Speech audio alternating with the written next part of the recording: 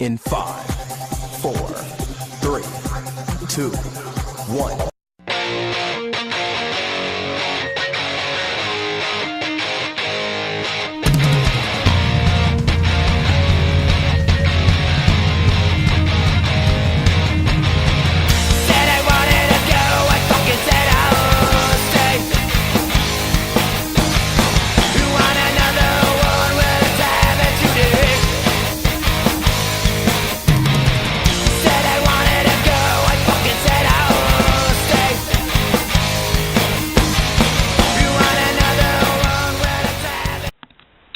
Hi everybody, welcome to this week's episode of The Josh Says. Unfortunately, the Josh could not be here with us at this time, but I'm sure he would want me to go on with the show. This week I'm going to be talking about this week in wrestling that's leading up into Money in the Bank. My first topic is going to be the two women's matches that usually we don't see on a pay-per-view. We've got Layla versus Summer Rae with Fandango as the special guest referee. We also have the women's champion Paige versus one of the Funkadactyls, Naomi. First, Layla versus Summer Rae. Should turn out to be a very decent it's been a very interesting feud. Basically they're fighting over Fandango, which I personally don't understand, but it's been a lot of back and forth between the two of them, so it should be something interesting to see. Naomi versus Paige. Naomi has come so far since she has started, but Paige is phenomenal. They really did really well trying to build up the women's division as of late. We're seeing more women's matches. We're seeing them focus more on actual feuds between the women, which we don't generally see. Like, I believe it was SmackDown. We saw Cameron versus Paige, with Naomi sitting and being on commentary. Cameron just couldn't get the job done, so Naomi was going to come in and Cameron had to start something between Paige. Wound up pushing Naomi into Paige. Paige thought it was her, so they had a little tiff, which kind of escalates it just a little bit more going into their championship match for Money in the Bank. Poor Layla. She has been covered with all sorts of disgusting things just because Fandango dumped Summer Rae. Summer Rae is definitely still interested, but I really don't see her getting too far, hopefully anyway, because I'd rather see Layla take the spotlight. Layla needs time to shine. She hasn't been really relevant since she was in Lakewood. Other than that, the women's division is really starting to bulk up, probably in part of the success of Total Divas. I have recently started watching myself, and you really do get a good idea of what the girls have to go through and who they really are, or who they are portrayed to be. Hold on one moment.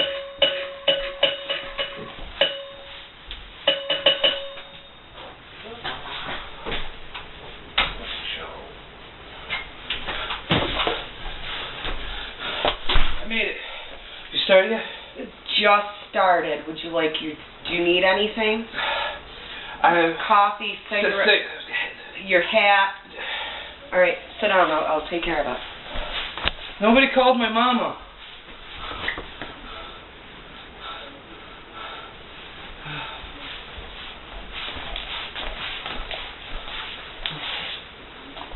It was dark. My lighter had burned me. Yeah. Give me that.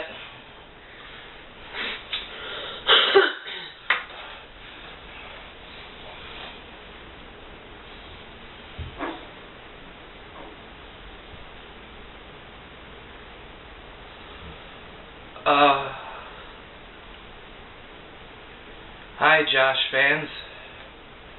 I'm okay. What have you done so far? Just brushed up on the women's aspect of going into Money in the Bank. Layla versus Summer Rae, Paige and Naomi, and how they've been beefing up the women's, actually making feuds, making the women more prominent as of late. Alright, important question. What happened on SmackDown? Oh my goodness. As I just covered, Naomi and Paige, well, Cameron and Paige had a match, and it wound up into a tiff between Naomi and Paige. We saw a match between Dean Ambrose and Wade Barrett. Jack Swagger come out and beat the living crap out of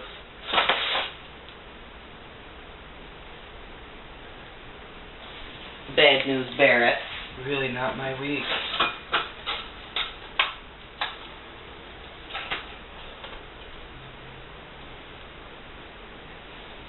And Dean Ambrose took a little revenge on to Jack Swagger, but Seth Rollins come out to do, beat up Dean Ambrose because of their whole thing going on.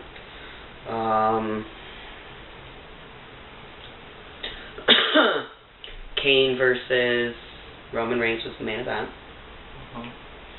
I'm trying to remember what else we saw. You okay? Yeah, just go on. Okay,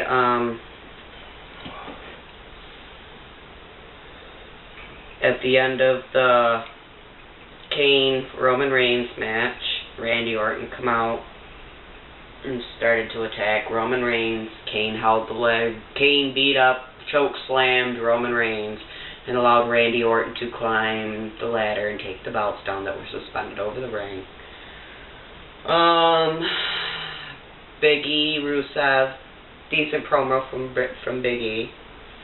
And the whole Rusev, how he's disrespectful to the United States, Yeah. We saw a match between Alberto Del Rio and Cesaro versus Rob Van Dam and Dolph Ziggler. ADR wound up making RVD tap to the cross arm breaker, but Cesaro at the end gave him a neutralizer, and that was the end of it. Basically a lot of hype up with the pre-existing, already going on stuff into Money in the Bank. The Wyatts? Yes. Bray Wyatt faced Sheamus. Okay.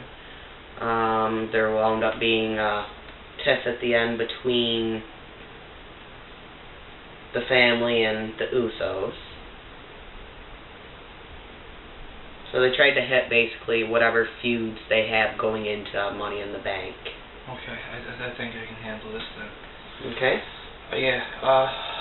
So you've just covered the Divas so far? Just the Divas so far. I just started.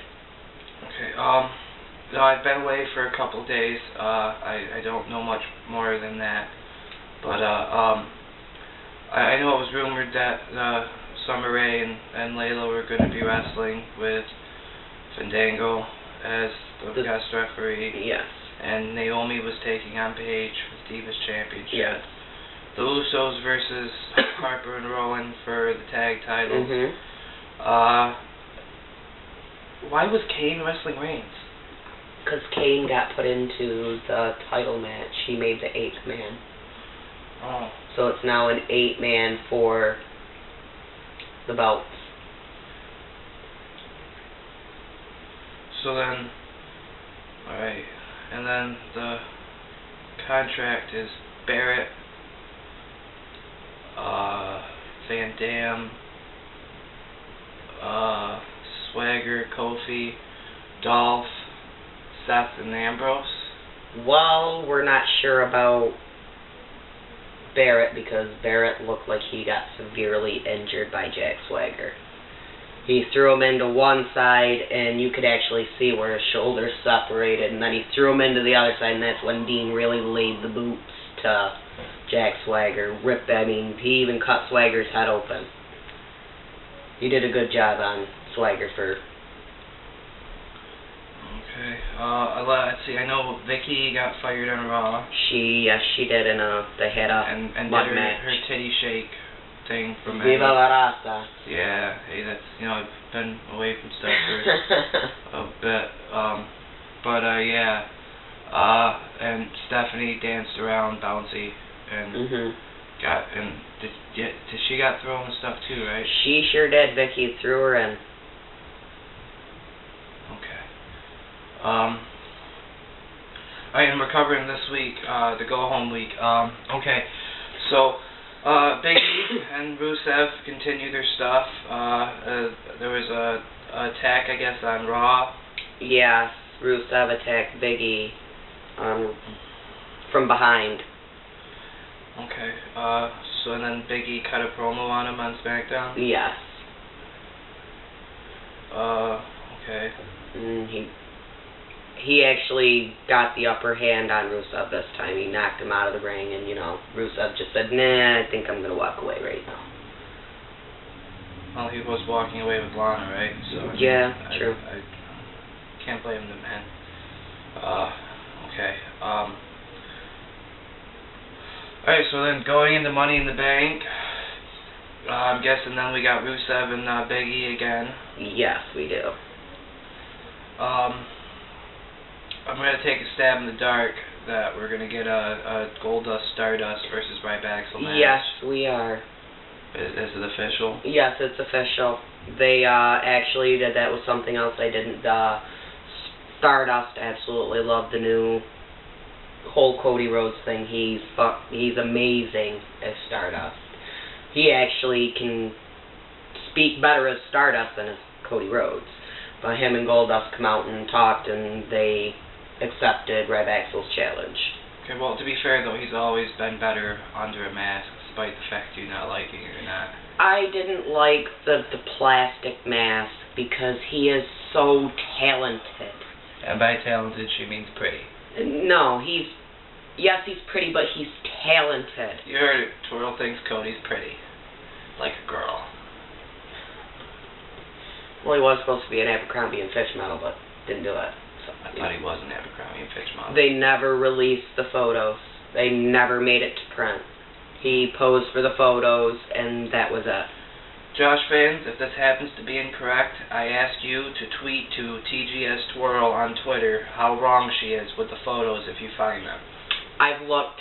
I can't find them. That doesn't surprise me. Okay. Hey, can I have another cigarette? Yes. Thank you.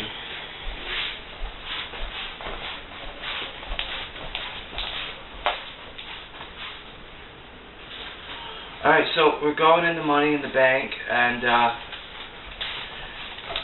from what I saw this week, they're hinting at a lot of possibilities. These are things we're not going to touch on too much now, as later on, Sunday, around the afternoon time frame, you'll be getting the full predictions from the Josh Says staff. I've contacted Mr. Not So Perfect. Let's hope that Mr. Not So Perfect can be Mr. I'm on time for a change, as I'm sure you've seen how on time his NXT reviews are. Fuck you. Not you guys. Fuck him. Well, not literally fuck him. He might take me up on the offer, and I'm not ready for that at the moment. It's been a really bad couple days. Come to think of it, I did think I heard his voice in that room I was stuck in. Anyway, I really don't want to talk about that. But yeah, Reichsmack, Twirl, and myself will all be adding our voices. I also had planned, but things didn't go right this week, so we're looking to maybe starting either next week or maybe starting before the next pay-per-view, Battleground. We're going to be starting a Friday's Fave 5, where each member is going to produce their Fave 5, like Booker T style, that covers in a number of things. And it doesn't have to be just people on the current main rosters. It could be NXT, it could be ROH, TNA, Basic Indies. They're Fave 5, our Fave 5, and we're welcoming you as our fans and audience to also participate in the Fave 5. You're welcome to send in your contributions, and I will tally up all the contributions from everyone and put an overall Fave 5 from the fans of the Josh Says. That's our semi-big announcement here. I am a little disappointed nobody called my mama. It turns out there was a skunk up in there. I kind of felt DMX-ish for a while. Older pop culture reference, I suppose. Some of you younger twats out there might not understand that.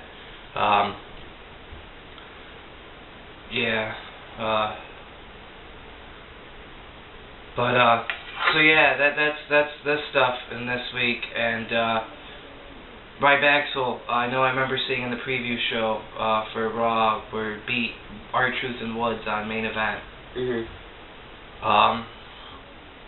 So they're riding a bit of momentum. I am a little disappointed though. Stardust has yet to make his debut on Hulu. They haven't shown him at all. Such a shame. And yet, but they did reference him last week to being the #1 trend on Twitter. This is mind you 2 weeks ago at this point in time, and as of Monday, the day following the pay-per-view, also 2 weeks from then. Another announcement speaking about Monday morning, Monday afternoon, we will be posting a combined review from everybody from the Josh Says coming together. I suppose I probably should have told Mr. Not So Perfect, but he's either going to do it or I'm going to, deny him man love from whatever man he wants love from. We'll be giving you our review of the pay-per-view, and we'll be looking forward to Raw that night. Our thoughts on things. And again, you'll be getting our thoughts on the pay-per-view in our P-Cubed just prior to the pay-per-view.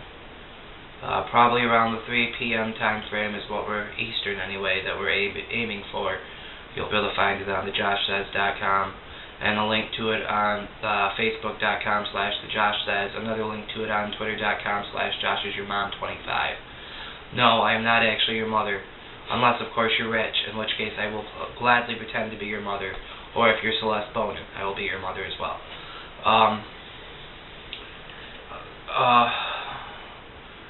So yeah, that's what I know about this week in wrestling. Did I miss anything? Nope, I think you got it. Alright, so quick questions. What matches are you most looking forward to? Top 3 matches you're looking forward to the most at Money in the Bank. Oh. From least to most. From least? Yep, coming in at number 3.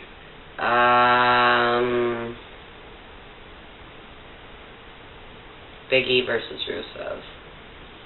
My number 3, Paige versus Naomi. Paige is a very talented wrestler, and Naomi is very athletic and one of the better women still on the roster. She's still kind of not exactly up on par to some of the best, but she has a great deal of potential. Far more than Ariane Cameron there does. Sorry, all I had to entertain myself while I was gone was one episode of Total Divas on my cell phone.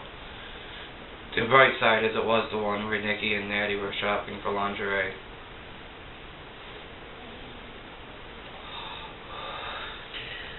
Number 2 would be his number 3, Naomi versus Paige. My number 2, Money in the Bank contract match. Number 1? That's my number 1. I would like to, it's kind of hard because both of the Money in the Banks are, but kind of disappointed with the actual title match. I got a feeling it's going to go a couple of different ways unless we have a miraculous surprise. Don't be ruining my prediction, because you know my prediction already, so don't be ruining my prediction with those words, miraculous surprise. I will have to choke bitch. If you say so. I've been to some dark places these last few days. My number 1, the title match. There are a number of options here. There's 2 safe bets, there's 3 potential off-the-wall bets, and then there's 2 probably never going to happen, but you never know, they just might. No one expected Sheamus to win the Royal Rumble that he won. It was expected to be Jericho, but no, it was Sheamus. Sheamus hasn't won a Money in the Bank. There is that slight potential, though I don't see him walking around with 3 titles.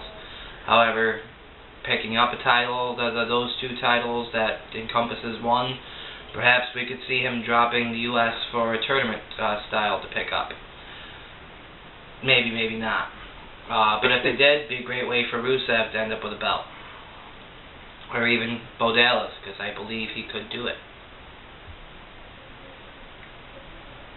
Was there anything new on NXT this week? The only thing that I caught was the one new female, because Becky Lynch, I read about that. Becky Lynch, phenomenal wrestler. She uses a capture T-bone suplex, kind of Tazplex. Yeah. I have not seen a suplex look that good since Taz delivered one. How's it ranked to Charlie Haas's? On par with Charlie Haas. She is phenomenal when she hits that suplex. Very athletic, very flexible. Is she still doing that jig dancing thing? Yes, she does. Awesome. But other than that, I really haven't caught up too much with NXT. Alright, well then, that's been this week in review. You've got an idea of what we're looking forward to the most. I would like to state ahead of time, I am expecting a potential major surprise for Money in the Bank. I will go far deeper into that later on when you get to review RP Cubed for Money in the Bank. That seems to be about all we have to cover this time around. We'll be doing another episode here in the next couple weeks. More information will be released to the Facebook page. In the meantime, I'm going to leave Twirl to sign you off because I need a shower.